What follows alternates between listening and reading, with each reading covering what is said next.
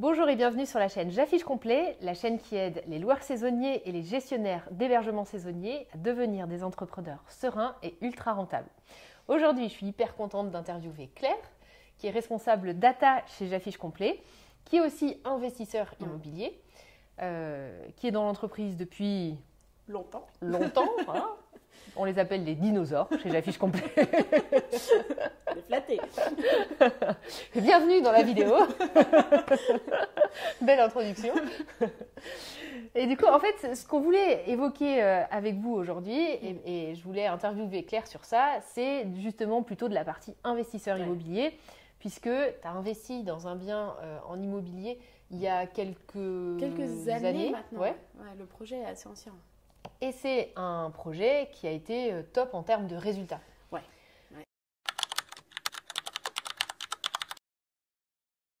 Donc je trouvais intéressant d'évoquer ensemble la façon d'analyser un investissement immobilier, notamment dans cette optique d'en faire de la courte durée, de te poser des questions par rapport à ça.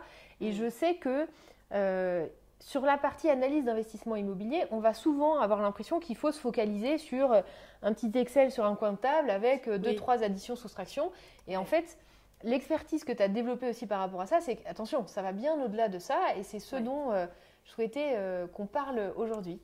Ouais, en fait, je te rejoins parce que finalement, alors ce tableau Excel, il est nécessaire et moi-même, je l'ai fait. Mais en fait, on se rend vite compte qu'on peut faire bouger les lignes du tableau Excel. C'est-à-dire qu'en fait, on choisit ce qu'on écrit dans les cases. Les charges, je pousse le vice, mais les charges, je ne vais pas dire qu'on les choisit, mais en fait, on a des gros leviers sur le chiffre d'affaires, sur les charges, sur les éléments. Et en fait, on décide un peu de sa rentabilité en tenant compte du contexte, quoi. Et c'est ça qui est effectivement assez intéressant. Ouais. Alors, j'imagine que tu as quand même commencé par cette partie-là. Oui. Est-ce que tu as des clés à partager sur ça? Qu'est-ce que toi, tu as fait et qu'est-ce qui a bien fonctionné sur cette partie du tableau Excel, au moins pour démarrer? Alors, c'est vrai que pour démarrer, déjà, ça m'a permis de donner un cadre et d'éviter de s'éparpiller. C'est-à-dire que tout bien, toute opportunité qui ne rentrait pas dans une rentabilité théorique bonne, voilà, j'y travaillais pas en fait. On ne se posait pas la question, on n'allait pas plus loin. Donc ça donne déjà un premier cadre, ça fait un premier tri, et je trouve que c'est déjà un bon point de départ.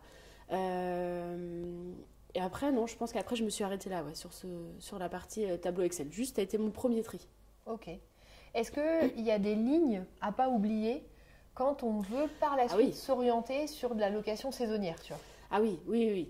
Alors déjà, tout dépend de la façon dont on veut gérer. Mais si on veut déléguer la gestion, il faut absolument tenir compte de ça. Ouais. Et déjà avoir choisi en fait la personne avec qui on va travailler pour savoir le coût de la prestation. Ouais. Parce que vu que c'est très régulièrement un pourcentage, ça change tout le tableau, selon la valeur. Il y a ce premier point-là qui est important. Et aussi correctement estimer ses charges. Parce que quand on est en location courte durée, on peut avoir des charges qui sont un petit peu différentes. Encore une fois, on y reviendra. C'est des choses sur lesquelles on peut jouer. Mais malgré tout, on sait qu'on va avoir des consommations qui sont peut-être un petit peu plus importantes. Donc, bien tenir compte de ça. Après, ça a été aussi mon choix. Moi, je voulais vraiment de quelque chose d'ultra rentable. Enfin, c'est le terme que j'utilise. Je ne sais pas si c'est le bon. Mais moi, j'ai tenu compte de la taxe foncière, toutes les impôts, même les impôts sur le revenu, parce qu'on a différents schémas. Mais voilà, je suis vraiment allée assez loin. Donc, j'ai tenu compte de tous ces éléments. Le coût du comptable, toutes les charges. Donc, tu as fait comme une rentabilité net, quoi. Vraiment. Vraiment, ouais. Total. Et en calculant cette rentabilité net, tu t'es dit, ça s'autofinance ou ça me génère même un positif financier ou pas à l'époque? Alors, moi, à l'époque, je souhaitais que ça génère un positif financier. C'était un prérequis parce que l'idée, c'était après de dégager du cash flow pour d'autres projets. Donc, d'ailleurs, tous ceux qui n'avaient pas un positif financier étaient écartés dans le choix. Ok. Bon, intéressant. Et alors, c'est quoi les autres étapes? Si on se dit que ce petit Excel, c'est pas tout, c'est quoi les autres aspects qui sont importants et qui ont été déterminants pour toi dans le fait de faire un bon projet? En fait, la toute première étape, c'était déjà de savoir quelles étaient les étapes. Ouais. Donc, j'ai fait appel à quelqu'un qui a une grosse expertise aussi dans la location courte durée en tant que conciergerie. On a fait des sessions de coaching où il m'a expliqué en fait quels sont les leviers importants sur le choix de son bien. Donc, il me disait, Claire, un bien, il faut qu'il soit vraiment très bien placé. Et c'est pas juste, c'est une rue sympa. Non, en fait, la rue, elle est idéalement piétonne, donc très agréable, très proche d'un centre commercial, mais pour autant dans l'hypercentre. Enfin, voilà, toutes ces petites choses où, finalement, si on n'a pas connaissance du secteur, on pourrait se dire, c'est pas grave, prendront leur voiture pour un centre commercial. En fait, non. Finalement, on va perdre une partie des voyageurs potentiels. Donc, j'ai fait cette première étape déjà pour définir quel était le vrai besoin et aussi que cette personne m'accompagne sur les étapes à faire pour atteindre le résultat. Après, j'ai travaillé avec un chasseur immobilier pour trouver cette fameuse perle rare. Parce que c'est vraiment pas si simple que ça, une fois qu'on s'y met, qui nous a trouvé la fameuse perle rare. L'étape suivante, ça a été de beaucoup travailler. Alors, il y a aussi, autre point, et qui est important, on a travaillé avec un courtier par rapport au prêt. Ouais. Et tout à l'heure, on en parlait, le fichier Excel, finalement, on subit très peu de lignes. Il y a des lignes qu'on ne choisit pas. Bon, typiquement, la taxe foncière, on ne choisit pas beaucoup. Mais il y a aussi ce levier du prêt, en fait. Avoir un prêt extrêmement optimisé, c'est vraiment gage de rentabilité sur le long terme. Donc, on a fait appel à un courtier pour avoir le prêt le plus optimal possible. Ouais. Ensuite, on a fait un très gros travail sur les travaux. Alors ça, vraiment, ça a été un gros travail. On a été accompagné d'un architecte, d'une décoratrice d'intérieur et d'un expert qui suivait en fait les travaux. Et ça a été un levier hyper important parce que finalement, grâce aux travaux, on peut chercher de la performance énergétique, donc diminuer beaucoup ses charges, et aller déclencher le coup de cœur, qui peut être aussi un levier, et bon, j'en reparlerai sur la suite, mais sur l'optimisation tarifaire. Quand on propose un bien qui est vraiment optimal, qui est très bien décoré, ça peut être un levier pour aller chercher plus de chiffre d'affaires. Ouais. Et l'autre point aussi, c'est trouver la bonne conciergerie. C'est quand même aussi un levier important. Et aussi être accompagné sur la partie chiffre d'affaires. Parce que comme on disait tout à l'heure, la rentabilité, c'est deux choses. Optimiser ses charges, optimiser aussi ses revenus. Et donc sur ça, bien entendu, on travaille avec J'affiche complet. Et ça s'est fait en 2 étapes. Et la première étape, c'était estimer le gain possible, qui était une donnée d'entrée de mon fameux fichier Excel. Et aussi, ensuite, l'optimisation tarifaire au quotidien du bien pour toujours être dans la maximisation. Ouais. Et c'est vrai que tous les aspects que tu mentionnes là, on pourrait se dire, oui, c'est bon, je sais. Tu vois, par exemple, la partie décoration, le fait qu'il va falloir une conciergerie. Mais en fait, là où ça devient capital à l'étape de l'analyse de l'investissement immobilier, c'est qu'en fait, ça peut changer du tout au tout sur déjà la somme d'argent qu'il faut emprunter selon le niveau de décoration qu'on veut mettre en place, sur les charges qu'il faut anticiper, c'est ce que tu disais dans le calcul, parce que ça peut conditionner une absence de rentabilité ou un super cash flow selon le montant que facture la conciergerie. Donc c'est quand même important. Ouais, en fait, c'est ça que j'ai pris conscience, c'est que tout s'est joué dans les détails. Et par exemple, au début d'un regard extérieur, parfois on me dit « Oh Claire, casse les pieds avec ta déco, on s'en fiche de ton pouce-pouce à vaisselle, enfin... » Mais en fait, je pense que c'est toutes ces petites choses. Quand on regarde les commentaires de notre appartement, il y a toujours, c'est extrêmement salué. Par exemple, le ménage. On a une équipe de ménage qui est hyper consciencieuse, vraiment très, très consciencieuse. Et en fait, ça ressort. C'est pareil, cette déco où on va dans le détail. Oui, une jolie déco, on peut à première vue se dire « Oui, ok, d'accord, je refais un coup de peinture, c'est ok. » Nous, on allait quand même assez loin dans la décoration et il y a une vraie ambiance dans le logement, il y a un vrai univers en fait. Et sur chaque chose, on a été très fin. Des choses toutes bêtes. Le chauffage, on s'est assuré que le réglage du chauffage n'était pas accessible. Ouais. C'est tout bête. Mais du coup, personne ne va le mettre à 25 parce que l'envie lui en prend en fait. Ouais. Et donc ça aussi, ça influe beaucoup sur les charges. C'est pas accessible dans le sens où vous avez mis un thermostat que vous dirigez à distance ou comment ? Non, on a juste choisi un modèle où le réglage fait qu'il faut démonter le chauffage. Donc, c'est dissuasif, ça coûte pas d'argent. Voilà. Oui, mais du coup, quand vous voulez l'éteindre ? Ah non, il est régulier. Hein. Oui, non, pardon. Mais je veux dire, le fait de forcer la température, de dire j'ai envie d'aller à 24 degrés, il faut démonter le chauffage. Ah oui, d'accord. C'est assez dissuasif. Les gens ne viennent pas en général avec leur visseuse, dévisseuse. Voilà, c'est rare en tout cas. C'est plus rare, ouais. C'est encore un autre problème. C'est un sujet. Ok, il y a aussi un aspect que tu as mentionné qui est hyper important et je t'avoue que moi-même sur ça, j'ai une révélation récemment.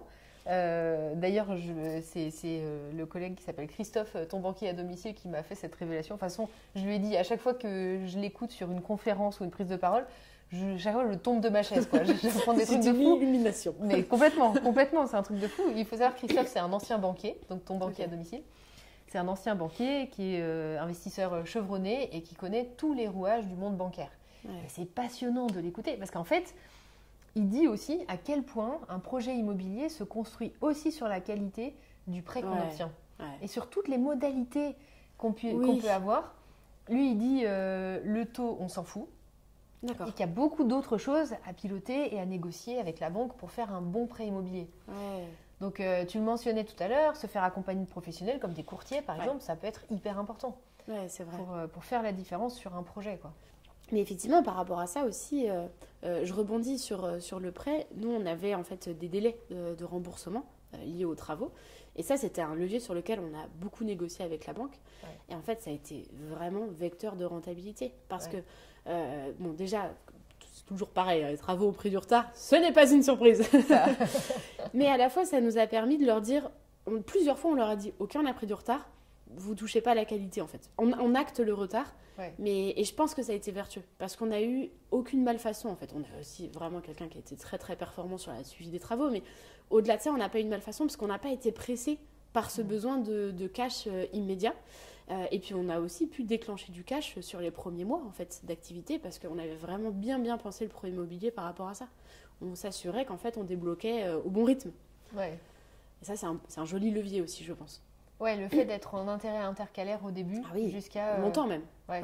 Combien de temps vous avez été en intérêt intercalaire? On y est encore. Ça fait combien de temps? 2 ans. Ah ouais.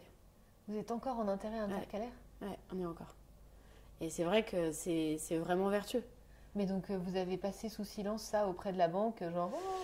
En fait, la dernière fois, on leur a parlé. Alors, moi, je suis toujours très innocente dans l'histoire. Donc, je dis, on reviendra vers vous quand ce sera nécessaire. Mais c'est vrai qu'on n'a pas débloqué tout le prêt aussi, parce qu'il y a eu des travaux qu'on n'a pas forcément fait.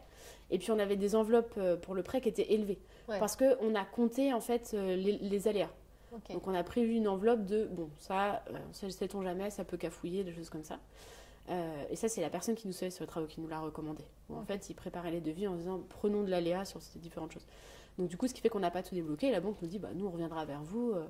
Mais c'était pas un sujet pour eux, en fait. Donc, ça n'a pas été un sujet pour nous non plus. Mais t'as laissé combien sur le prêt? Genre, c'est l'affaire de 2000 balles ou oui, c'est ça. Ouais, c'est pas des Ah oui, t'as vraiment laissé un petit résidu. Ouais, un petit résidu. Oh là là, j'ai pas vu. Il n'y a pas besoin. Oh bah, putain. Ouais. Ok, bon, intéressant. Et comment s'est passé le choix de ce bien-là, en fait?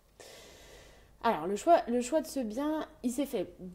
Enfin, il y avait 2 axes. Déjà, l'ampleur des travaux, c'est contre-intuitif, mais il y avait énormément de travaux et on s'est dit, ça, c'est parfait. Déjà, par rapport à cette structure de prêt qui est hyper favorable, et aussi parce qu'on s'est dit, on pourra vraiment en faire ce que l'on en veut, en fait. C'est-à-dire qu'on a acheté 4 murs dans un état déplorable. Il fallait même refaire la devanture, enfin, ce qui donnait sur la rue, donc qui a été d'une douleur sans nom, parce qu'il a fallu travailler avec les architectes de France, mais à la fois, c'était aussi vertueux, parce qu'on a quelque chose qui a beaucoup de charme. Et ça, c'était important pour nous, pour la partie prêt. Et aussi, vraiment, on a pu créer, en fait, l'espace idéal. On n'a pas subi, finalement, quoi que ce soit dans la structure du bien à l'intérieur. Okay. On a pu partir sur des matériaux de bonne qualité, parce qu'on sait que ça s'use très vite. Ça aussi, c'est contre-intuitif. On pourrait se dire, non, je cherche la rentabilité, je ne vais pas mettre un carrelage qui coûte une fortune. Alors finalement, je ne dis pas que notre carrelage coûte une fortune, mais on est quand même parti sur des matériaux de suffisamment bonne qualité pour que ça tienne dans le temps, en fait. Et qu'on n'ait pas 20 bons commentaires, puis déjà, on voit une dégradation de c'est un peu abîmé, c'est un peu usé, des choses comme ça, quoi. Ouais. Et le deuxième point, c'était la localisation. Et c'est vrai que ça, quand j'en avais discuté avec différents interlocuteurs, ça revient souvent. C'est-à-dire que dans un bien, on peut changer beaucoup de choses, mais la localisation, c'est quand même une chose qu'on a bien du mal à changer. Faut se lever tôt, quoi. Faut quand même être motivé. Vraie motivation, ouais. Voilà. Et en fait, la localisation, c'est vrai qu'elle était vraiment idéale. On est dans une rue qui est semi-piétonne, qui est proche des jolis restaurants. On a un centre commercial qui est accessible à pied. C'était vraiment, vraiment un très bon compromis. Ça cochait même toutes les cases, en fait. Ouais. Donc, on s'est dit, bon, super, en fait, tout y est. Le prix d'achat était bas, qui ouvrait justement toutes ces opportunités de rentabilité. Et le potentiel était bon aussi, parce que sur la ville, il n'y a pas une offre qui déborde non plus. Donc là, on s'est dit, ça y est, quoi. Toutes les cases sont cochées, c'est pour nous. C'est the one. L'élu. L'élu. Et du coup, maintenant, avec le recul, qu'est-ce qui fait que tu penses que c'était le bon choix, tu vois? La rentabilité. Ouais. Il n'y a pas à dire. Ouais, la rentabilité. Et puis, en fait, sincèrement, la performance est là. Elle est vraiment au rendez-vous. Même quand on forecast... parce qu'on se disait tout à l'heure, on rembourse pas encore tout le prêt, donc là on pourrait se dire facile. Mais même quand on forecast sur le remboursement du prêt, on est sur quelque chose qui est rentable. Ouais. Et je m'y attendais pas, mais même en basse saison. En basse saison. Alors, je pense qu'on aura quand même un travail d'équilibre. Il y aura peut-être 1 mois ou 2 où on va être juste, mais en fait le surplus de la saison forte, elle couvre largement cette période-là, quoi. Ouais. Non, mais sur la saison forte, en plus, c'est vrai qu'on n'a pas dit la ville, je ne sais pas s'il faut dire ou pas, mais on n'est pas en bord de mer en plus. Tu vois, non, effectivement, on n'est pas en bord de mer. Ouais. On est près de Nantes, sur une plus petite ville, la ville de Cholet. Mais bon, on a quand même une saison qui dépend un peu du Puy du Fou. On a quand même une saison un peu plus forte. Ouais. Mais oui, on ne parle pas non plus d'une saison qui explose. Ouais. Donc c'est chouette que ce soit du coup hyper rentable sur la saison forte. Plein de mois d'année. Ouais.